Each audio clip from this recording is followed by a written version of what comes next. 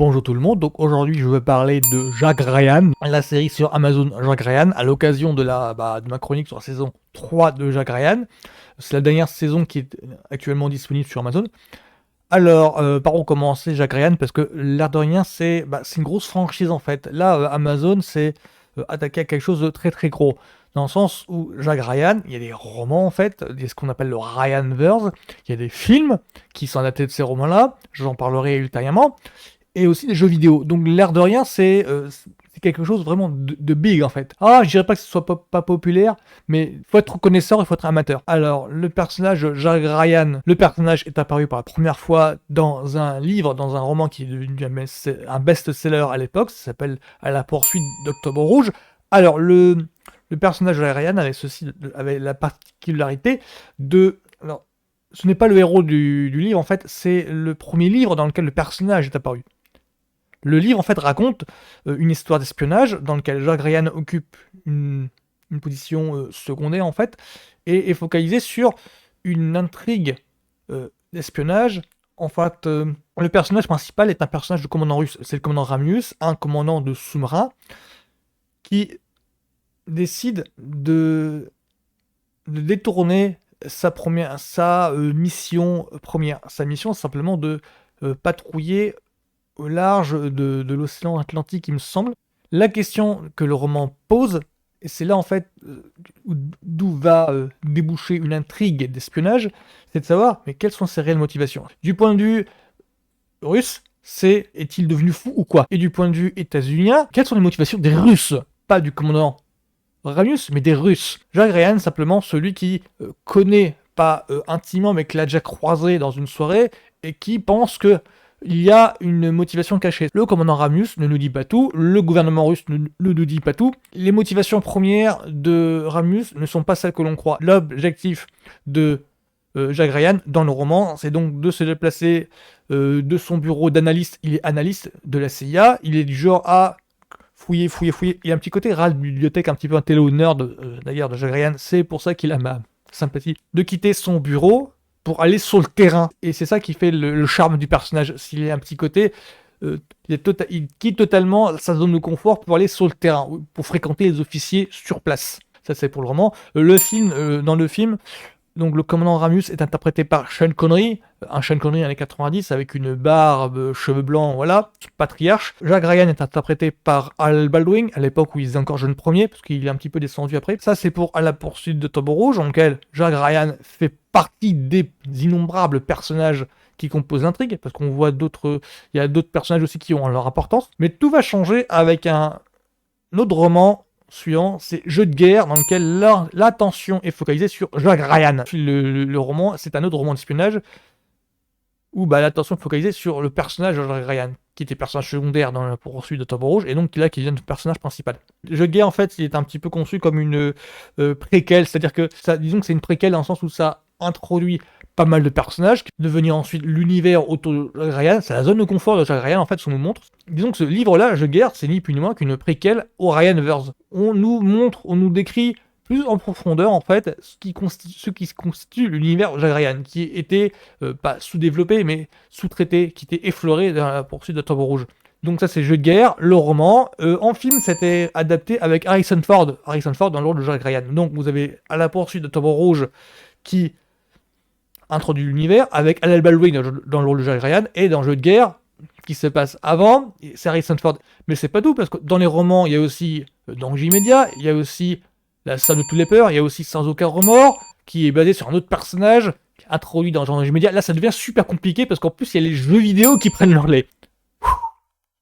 Voilà. Et dans tout ça, quelle est donc le positionnement de la série Amazon Jack Ryan, parce que donc vous avez donc d'un côté les romans qui sont la source de base, ensuite les adaptations en film, et ensuite il y a les jeux vidéo. Et chacun en fait apporte ses caractéristiques à la franchise Jack Ryan, ce qu'on appelle le Ryanverse. Et donc le positionnement là, il est un petit peu particulier. Donc là, c'est une série qui est créée par Carlton Cuse, que je connais moi de Lost. Il fait partie des créateurs de Lost. Et la motivation première des créateurs, c'est d'adapter le personnage aux enjeux contemporains. C'est-à-dire que Alors, c'est-à-dire que le personnage de Ryan, le Ryanverse, d'où la création dans les années 80, fin 80, elle est très empreinte de thématiques post-guerre froide, comme je vous l'expliquais, avec par exemple la poursuite de Octobre Rouge. Le souci, c'est que maintenant, les thématiques ont légèrement changé, l'actualité a légèrement changé, donc il faut prendre d'autres thématiques en cours de route, si je puis dire, pour mettre à jour en fait ce qui faisait l'attrait du personnage.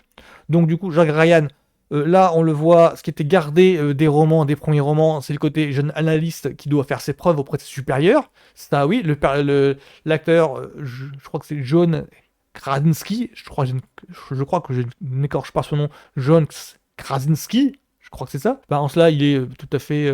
il fait le job, quoi. Et la série est en montée dans le sens où, comme on le voit, lui, on voit son point de vue à lui, mais ça dès la première saison, c'est quelle décision lui va prendre en réaction aux décisions que ses supérieurs, eux, vont prendre. Enfin, c'est une série vraiment d'espionnage, avec en grosso modo un agent qui est avant tout analyste de bureau et qui se retrouve hors de sa zone de confort, c'est-à-dire sur le terrain, que ce soit la première saison, la deuxième saison. La troisième saison, là dont il est question, a ceci de particulier, c'est qu'elle a un petit peu de réminiscence au début de Jack Ryan. C'est-à-dire que là, on le retrouve Jack Ryan dans une position il est en plein conflit entre la Russie et les États-Unis.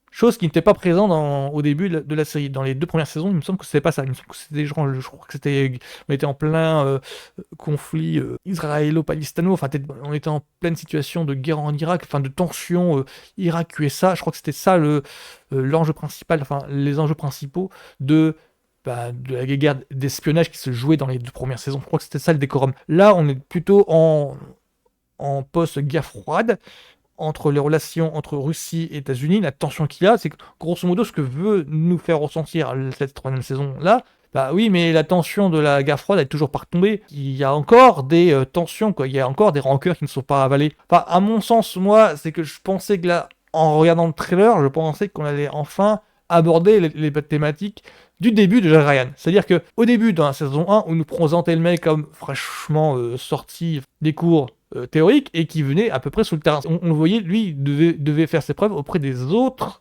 supérieurs, chose qu'il fait encore en saison 3. Mais c'est que là, on voyait ses premiers pas sous le terrain. On voyait ses premiers pas à fréquenter les soldats sur le terrain. Donc je pensais que moi, la saison 3 allait marquer un tournant dans le personnage et qu'on allait voir adapter l'intrigue du roman à la poursuite d'Octobre Rouge. Dans la poursuite d'Octobre Rouge, ça enclenche la rencontre entre lui et d'autres personnages sur le terrain. C'est là qu'il va rencontrer des officiers qu'on va retrouver plus tard dans les autres romans. Donc là, cette saison 3-là, pour moi, contrairement aux 2 premières, elle était prémisse de quelque chose d'autre. C'est-à-dire qu'on allait voir en fait le décollage du Ryanverse. C'est-à-dire, je pensais qu'on allait voir un festival de caméos en tout genre, un festival d'easter eggs en tout genre, de références en tout genre, chose qui manque à la première. Et là, non, ça se contente juste de raconter une histoire d'espionnage qui n'a pas l'air d'avoir de lien avec les romans, toujours. Il y a des similitudes avec la poursuite d'Octobre Rouge, genre il y a des situations similaires, des personnages qui semblent avoir un petit Roland de déjà vu, genre c'est pas le même personnage, mais il occupe la même fonction, enfin tous ces trucs. Et ce qui fait que j'en suis un petit peu mitigé sur ça. Ma position mitigée vient juste du fait qu'il y a un salon déjà vu. Je me questionne sur mais pourquoi est-ce qu'ils n'ont pas adapté tel quel à la poursuite de Octobre Rouge. Je suis un petit peu mitigé. Je veux pas casser le truc, parce que c'est très très bon. C'était pour moi, c'est la plus convaincante des 2 premières saisons. Je suis juste resté sur ma fin en fait. Je suis juste resté sur un truc de la saison 3 m'a offert quelque chose auquel je ne m'attendais pas. Donc les surprenantes en soi, les dépaysantes en soi, c'est la plus solide, c'est celle où le rythme est plus soutenu, mais vraiment, c'est-à-dire que là, je me suis pas emmerdé plus que ça en fait. Genre, la saison prend son temps pour raconter son histoire, c'est juste à la moitié de la saison, je crois que ça fait 8 épisodes, c'est simplement à l'épisode 4 ou 5, je me suis rendu compte que, oh, ok, d'accord, je comprends l'enjeu maintenant, je vois où ce que la saison veut en venir. Ça n'a rien à voir, contrairement à ce que je pensais moi, peut-être que ça allait être une adaptation du roman à la poursuite d'Octobre Rouge, parce que là, il y a trop d'éléments en plein milieu de saison ok d'accord, qui sont posés et donc qui n'ont rien à voir avec ce que je pensais moi, donc c'est pour ça que je suis un petit peu mitigé. Mais de l'autre côté, c'est la saison où ça démarre le plus rapidement, je trouve. C'est-à-dire que très vite, en fait, ça se trouve. C'est-à-dire que c'est moi, en fait, qui n'ai pas fait gaffe. j'ai vu le temps passer uniquement parce que l'enjeu dépeint n'était pas celui auquel je m'attendais. Donc moi je suis mitigé, mais je suis rassasié. Quand j'ai vu le dénouement, j'ai dit ok d'accord, ça au moins ça respecte ses promesses de départ. Si moi mes attentions n'étaient pas parasitées par mes attentes qui étaient déplacées parce que c'est moi qui me suis fait un film, mais vraiment, bah, j'aurais peut-être pu apprécier à sa juste valeur cette saison 3 là. Donc cette saison 3, ça s'appelle donc Jack Ryan, saison 3 c'est sur Amazon. La saison 4 va passer dans quelques semaines là. Donc moi je vous le conseille fortement. Là c'est tout à fait ma cam. Contrairement à l'Heroic Fantasy, là je suis passé un mois à me mater du House of the Dragon, des Anneaux du Pouvoir et de The Witcher. Là où j'étais pas client, où je me forçais à regarder la suite pour voir un petit peu où est-ce que les séries voulaient nous amener. Là par contre, là je suis tout à fait client. Moi je suis tout à fait client de tout ce qui concerne. Alors il y a Homeland, il y a les The Americans, j'ai pas vu, mais ça me tente bien avec Kerry Russell. Il y a par exemple Rubicon, qui est une série qui est un petit peu oubliée, mais que je trouvais, voilà, c'était ma cam. Il y a du 24 heures chrono aussi, c'est bon, c'est plus action qu'espionnage, mais ça, le mélange des deux pour moi, je kiffe. Il y a aussi MI5 Spooks, qui est une série anglaise. C'est tout à fait mon kiff aussi. MI5 Spooks, c'est une série anglaise qui est un petit peu du genre du Jack Ryan, mais à l'anglaise, justement. C'est-à-dire que c'est une série anglaise avec tout ce qu'il y a d'anglais dedans.